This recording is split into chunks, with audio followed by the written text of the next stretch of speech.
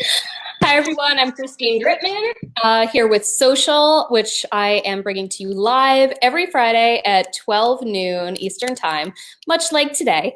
And I'm here today with special guest Filomena Fanelli of Impact PR and Communications here in Poughkeepsie, New York. Hey. Thanks for having me, Christine. Thanks for letting me come back and do this again. We actually did an interview for Social last February where we talked about PR, shockingly, and communications. And this week we're actually taking a specific view of that as it relates to how social media can be part of that, how social media and earned media, really, because that's what PR is ultimately all about, earned media, and we're going to talk about that a bit too. They really can combine to establish you as a thought leader, and we'll define that as well. But first, I'm going to move the camera a little bit so that we have slightly better light. Oh, look how much prettier we look. Magic. We just got way prettier. It is amazing. Yes. Oh, so helpful. By the way, I loved our first chat so much. It was so nice. We had to do it twice, don't you think? I know, exactly. Yeah. Plus, Filomena's office is right across from Vassar College, which is a lovely thing for me. Beautiful location, right? Absolutely. Tim expects more shocking PR today, so let's see. Let's see how it goes. I don't know if I'm up for shocking anyone, but hopefully I will bring a little bit of awe to your situation. Ooh, maybe shock and awe. Shock and awe. Shock and awe, because we are talking about basically blowing up the thought leadership space. So let's get violent. But first of all, let's talk about thought leadership. That's one of those buzzwords. My friend Ben Roberts has the Marketing Buzzwords podcast, and so thought leadership is certainly one of those buzzwords that people talk about. And so what's thought leadership that we're talking about building here? So let's break it down into real terms. First, let me begin by saying, everyone listening out there, please don't go around calling yourself a thought leader. But when you are, though, other people are going to naturally call you that or see you in that way if you're doing your job right. Can I call myself a guru or a ninja? Probably not either. I know. I'm sorry, people. Oh, well. Really, when you're doing reputation building right, your audience, your super fans are going to do the talking for you. And thought leadership is a fancy buzzword, if you will, but what it really means is that you become credentialed, you become a go-to, an authority in the thing that you're truly already the expert in. So like if somebody wanted to know about PR, they might come to like you. Hopefully, yeah, if I'm doing my job well. I might call you a thought leader, but you wouldn't say that you're a thought leader. You're going to frame it out and you're going to understand that I might know what I'm talking about when it comes to PR, and that if you have questions or you have a business need, I'm a good person to talk to. And when you do your thought leadership right, that's the message that you send loud and clear to your audience is, this is something I know a lot about. I'm going to share it with you. I'm going to keep you abreast of the trends, and I'm a resource to you on this particular topic. I love that. And to that end, we're going to talk about earned media. You just said how, you shouldn't call yourself a thought leader. Other people, once you prove yourself a valuable resourse, will be calling you that. That's a title you earn, not a title you endow yourself with. Yeah, upon yourself. So earned media. Let's define that. That's another buzzword. Earned media. What is earned media as you would define it? Oh, earned media is a fancy way to say news coverage. It could be in print, radio, television, magazines, newspapers, blogs, anywhere where someone else, without you paying for that exposure, is quoting you in an article or printing your company's news or an expert article that you've authored. And people think earned media, well, why does that matter? I have social media channels. I can talk directly to my audience. Like, oh, here I am. I'm talking directly to you. So why would I care if Hudson Valley Magazine or 914 Inc. quote me, or the Huffington Post? I don't need those. I can talk direct. And that's where it's at. And so first of all, I'm not bashing social media. I'm social media's hugest fan. Good. Yeah. That's why we're here together, right? I believe in this. However, I think that there's a very strong and important place for earned media and a reputation mix. And it's that third-party credibility. It's having other people do the talking for you, and it's having really awesome content to share on your social channels and other people to bring into that conversation and their audiences. And that's really huge. And that's a really good point, because you can't really do so much of one without the other. We already talked about why you need earned media, that third-party credibility. So it's not just like, hey, here's my blog, I'm a thought leader, listen to my thoughts, you guys. Here's my Facebook Live. But the other way doesn't work so well either. Like, if you get earned media, and if you're on the cover of a magazine, and if you're featured in a blog or something, the whole point is to get that visibility and to have people looking you up. And if they look you up and they don't find anything, and to convert them to action. Yeah. So you want there to be a call to action. And it doesn't matter if you're a for-profit and what sector you're in, or if you're a not-for-profit, move your audience to action. You want to change their minds or their thoughts around something, or their awareness of it. You want to change their hearts, and then you want to inspire action. And if you're working your social media channels right, and if you have that third-party credibility in place, you're building that nice foundation, you can then move people through that funnel to the action you're looking to get them to. And it is all about that build. It's all about these things help each other out. If you're featured somewhere and, you know, your exposure via that medium is entirely just that medium's exposure, like if you're only being exposed to their audience and you're not also like spinning that out, it only goes so far. You're limiting how far it can go. And also the other way around, you know, how do you get that earned media if you're not already showing that you're something special? Can we talk about how to get that earned media besides working with a great PR firm? Absolutely. So how can people help you to help them? Help me help you, people. So Christine brought up a really interesting point here, which is that it's a reciprocal thing in working with earned media. They not only want to share whatever expertise it is that they have from these experts, but they're hoping that you, as the expert in today's modern world, are going to share their content with your audiences, and that you hopefully have cultivated an audience. And I was telling Christine a story offline in one of our chats about a news outlet that wanted to see that I had a social media profile going, and that was one of their sells, if you will, is that they knew once this piece published, I was going to push it out to my audience. And it wasn't a fake audience of 1 million false followers from countries we've never heard of, but real people who are engaging with that content, interested in, or going to share it themselves. So if you want great earned media, it pays to have a solid social media standing and an audience cultivated. So when those good things happen, you have someone to share it with. You can thank those media. You can tag those people in the media.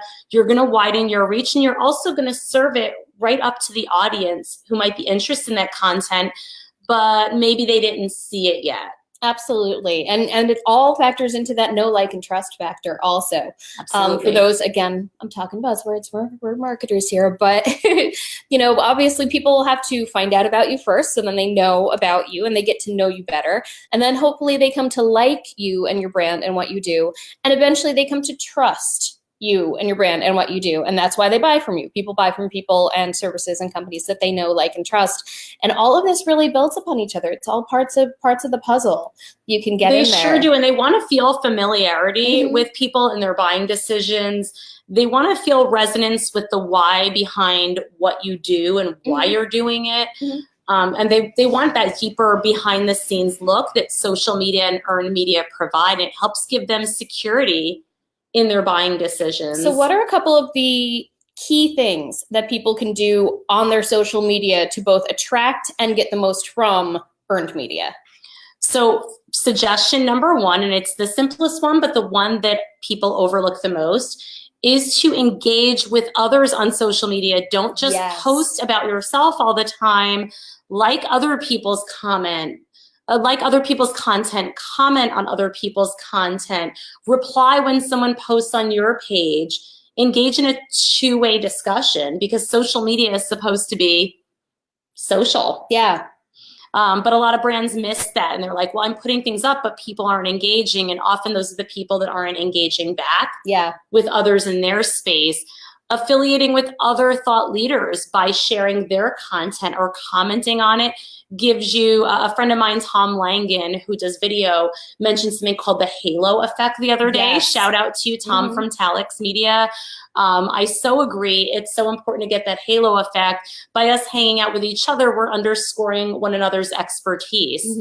By me following people who are leaders in my industry and culling their content and sharing it with my audiences, I'm letting them know I'm on top of my game and on top of those trends and the latest things that could be used to benefit their brands. In my line of work, for example, Twitter chats are great for that, because not only are you having an opportunity to share information, you can also piggyback on a thought leader's audience. Like Madeline Sklar, for example, is the Twitter gal. And she has several Twitter chats. And if you get to be a regular in one of those Twitter chats, you get that halo effect of seeming like, wow, she's kind of in with Madeline. That's a great thing. We love you, Madeline. Absolutely. But and then even also reporters in your industry. So if you're trying to build your own media profile, you're going to want to follow people in that beat or in that industry that is your specialty. Yeah. So if I had a trucking business, I'd be following trucking and logistics reporters and bloggers and engaging with their content. Because then when they need an expert, you're on their radar. Exactly. And you're their go-to. Now, the other way around, what's something to make sure, so let's say you get earned media, you get you get some sort of great exposure. How do you build upon that? How do you make that work for you a little harder? Start with not assuming that everyone's seen your super exciting piece of earned media. So I want to just say, last month I was fortunate enough to be on the cover of Hudson Valley Magazine. This is not something that happens every day. I wish we had a copy lying around. But we do. Hi. Michelle, do you have a copy of Hudson Valley Magazine you could pass to us? I'll show you guys. Props. So it was the coolest thing ever, right? Like big milestone career moment. Yay. And people did see it around town, but it's amazing how many more people saw it when people who I've cultivated relationships with shared it on their social media feeds, and then I thanked them. Or here we go. Yay! What? There she's right in the middle, you guys. Center. I'm going to need a signed copy. I will work on that for you today. That's a must. Yes. But the thing is not just to stop there, right? Like that was fantastic. I really appreciated it. Great exposure, something that doesn't happen every day, but not everybody is at the dentist office and sees it, or not everybody's a subscriber. Wish you all were, because we need to support our local media. Not everybody's going to take note at the supermarket line and put one and one together. But when I thank Hudson Valley Media or share a link to the story, or better yet, people who I've cultivated relationships with, and I share and like their content, share about me and are excited for me and tag me, tag my company, I now have a chance to engage in a dialogue and to bring that whole story so much wider. And media really appreciate when you share their stories they've worked hard on. They care about those clicks. They want to know people are reading and consuming what they've worked so hard on. And so it's reciprocal. Absolutely. Well, that is fantastic. Now I'm going to throw something at you here. Well, actually, first I'm going to look at the comments here. Yeah, that's fun. Sorry, Tim, we didn't get you any shocking PR. Tim is my guest next week, by the way, the fabulous Tim Lewis. Tim, where are you from? Tell us about Tim. Tim's from London, and I'm seeing Tim a lot in March. Filomena Fanelli rocks. Yes, she does. Thank you, Teresa. You rock. Polar Plunge is coming up, and my family is planning to be there again. Where's Polar Plunge and when? And when does it benefit? In Fishkill. It's in February. Have to grab the date, or if Teresa wants to comment below.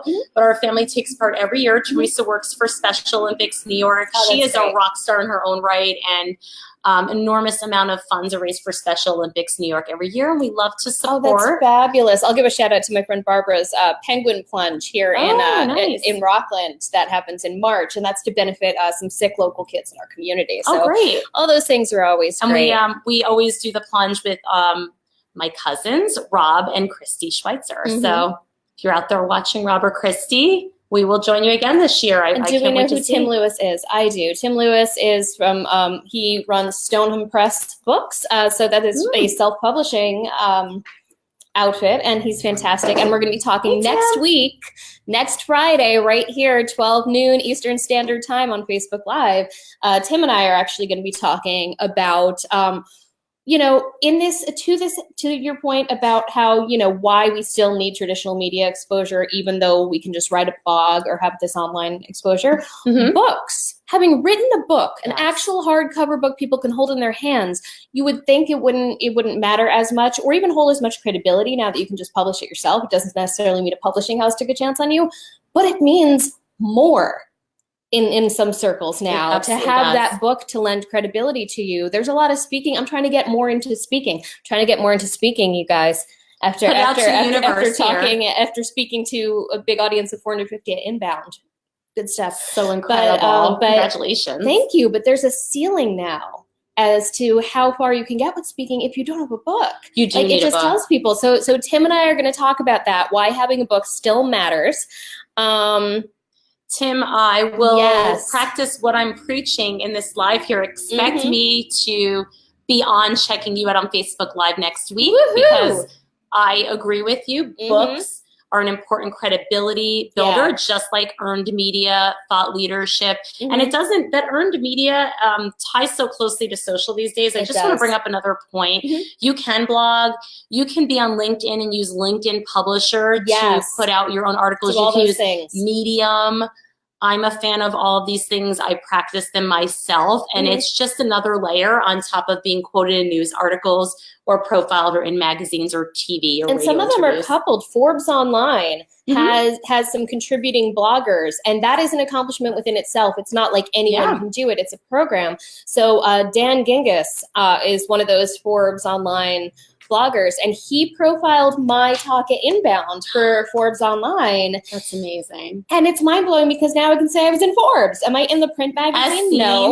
But Forbes. The fact is, it's not nothing. It's not like I paid them to run a piece that I wrote about me. No, someone who they had already vetted as being someone who brings worthwhile information to the table chose to write about me. And so, Dan, thank you so much for that again, because that really made a huge difference for me. Well, all of this is layered together, and I think you're hearing this theme time and again, that if you have a solid social media following, if you're working your earned media, if you're putting out white papers or books, if you're out there talking about what you're the expert in, all of this is going to work together to build your profile, to elevate your reputation. And Tim says that LI Publisher is also good for getting your stuff out there. I love LinkedIn Publisher. I'm 40 articles in over here. I'm a super fan of LinkedIn Publisher. I love it.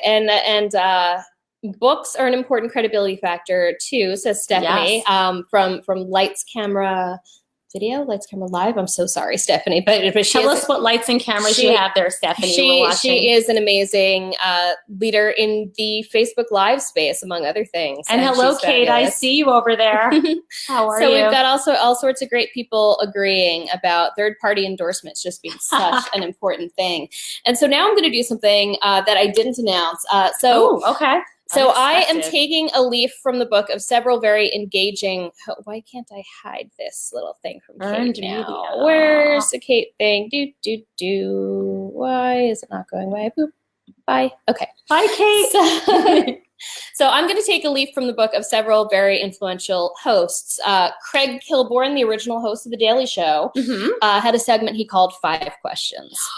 And she did not tell me that I did not. And so this is a new part of social. I'm also taking a leaf from the book of the great Andrew and Pete Show podcast, which I miss, which is fabulous, which is pretty much like all little games and questions and stuff, but it's amazing. Okay, well, I like a good game. And even Jen and Julie, met last week's guests from Depict Media in Wichita. They also do a little question segment. But Tim, it's not going to be like that. I'm going to ask 5 questions every week, different questions. By the way, Jen and Julie, I loved your segment last week. I watched them and enjoyed Depict. You would love them in real life too. They're fabulous. I got to get those girls up here, or you can come to Wichita. Head up this way. Yeah. So here we go. So 5 questions, and I want you to answer them just immediately. Stream of comment. This is here we go. This is kind of a would you rather sort of, but a preference. But it has to be just first thought in your head. Do not overthink it. Do not explain it. Just boom, boom, boom. Don't explain it. Just give the answer. 5 questions. Don't explain it. Just give the answer. Oh boy. And if you're wondering if you're wearing your personal hat or your professional hat,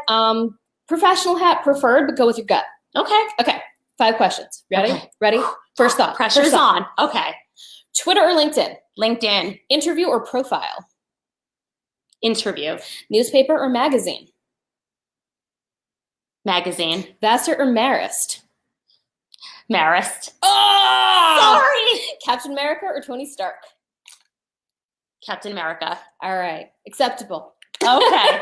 we had one parting of ways. I have to say. It's acceptable. I have 2 Marist interns with us this semester, so this goes out to my Red Fox girls. I mean, you couldn't get Vassar girls. And I was an adjunct for Marist for quite some time, and yeah, so there are connections there. Speaking of education, and this was not a planned segue, but I do want to get this in before we end this and go to lunch. Social media marketing world. Social media marketing world is freaking amazing, and Impact PR and Communications is getting into social media a bit more. To your point, we've been there. Yeah. So we've been there, and we're building out more robust as an offering and marketing it.